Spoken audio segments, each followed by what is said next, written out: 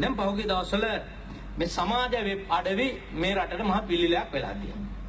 දැන් වෙබ් අඩවි වල කතාවල් පවත්වලා දානවා, අපේ හාමුදුරුවෝ දානවා දෙමළ මිනිස්සුන්ට මුස්ලිම් මිනිස්සුන්ට බැනලා. ඒ කට්ටියට ගහන්න ඕන, ඒ කට්ටියට මරන්න ඕන. ඒ වගේම මේ ඊයේ පෙරේදා මේ රටේ තියෙනවා තෞහිද් ජමාත් කියලා සංවිධානයක්. ඒකෙත් මේ නායකයයි කියන මිනිස්සයා බුද්ධාගමට බරපතල ලෙස අගෞරව කරමින් බුදුරජාණන් වහන්සේ මිනිමස් කාපු තැනැත්තෙක් විදිහට හඳුන්වමින් ආගමට නිගරු කරමින් යනවා. දැන් ඔහු අත්අඩංගුවට අරගෙන තියෙනවා.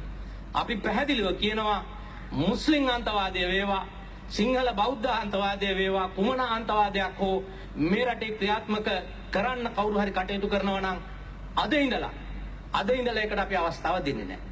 අපේ යහපාලනයේ බෙලහීනකමක් කියලා හිතන්න එපා. අපි නීතිය ඕනටදී දරුණුවට ක්‍රියාත්මක නොකරන එක අපේ බැරිකමක් කියලා කවුරුවත් හිතන්නට එපා.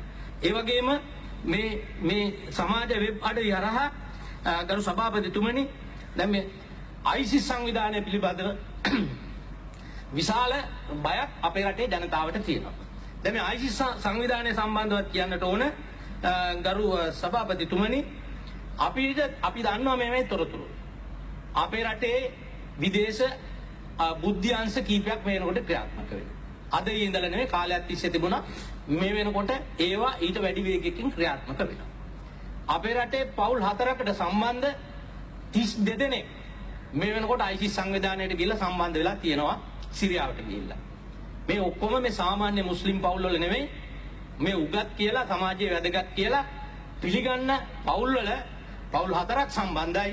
ඒ පවුල් වලට අදාළ 32 දෙනෙක් සිරියාවට ගිහිල්ලා මේ ISIS කටයුතු වල යෙදිලා තියෙනවා. ඒකම ගරු සභාපතිතුමනි දැන් සමහර මුස්ලිම් ජාත්‍යන්තර පාසල් වලට දේශන පවත්වන්න එනවා සමහර මේ ගුරුවරු කියලා නෙවෙයි එන්නේ, ඒ උදවිය එන්නේ මේ සංචාරක වීසා මත. ඇවිල්ලා මේ මුස්ලිම් පාසල් වල අපි දන්නවා බේරුවල, කල්මුනේ, කල්ලෙලිය, කුරුණෑගල වගේ ආයතන කීපයක මේ උදවිය ගිහිල්ලා මේ වපුරනවා, මේ මනස් විකෘති කරනවා දරුවන්ගේ, මේ අන්තවාදය උගන්වනවා. දැන් මේ හරහා බරපතල ගැටලුවක් අපේ රටේ ඇති වෙමින් පවතිනවා.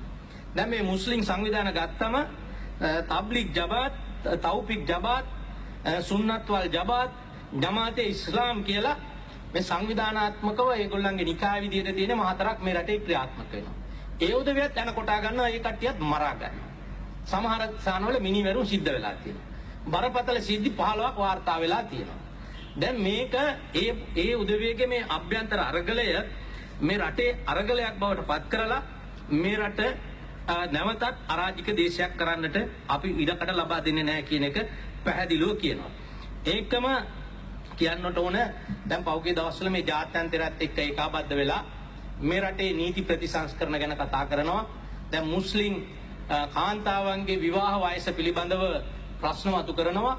අපි ඒක ආගමික කාරණයක්, ඒ උදවියගේ සංස්කෘතියට අදාළ කාරණයක්. මේක සංවේදී. අපි මේකට වෙනස් කරන්න ගියේ අත ගහන්න ගියේ නෑ. ඒ මුස්ලිම් ජනතාව නියෝජනය කරන ගරු ඇමැතිතුරුන්ට ඒ කාරණේ අපි බාර දීලා තියෙනවා සුදුසු නිර්දේශයක් කරන්න.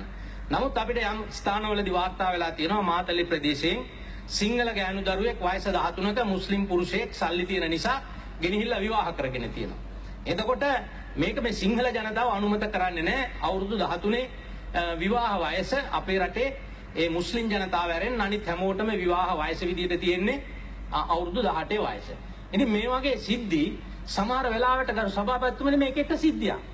This is an isolated incident.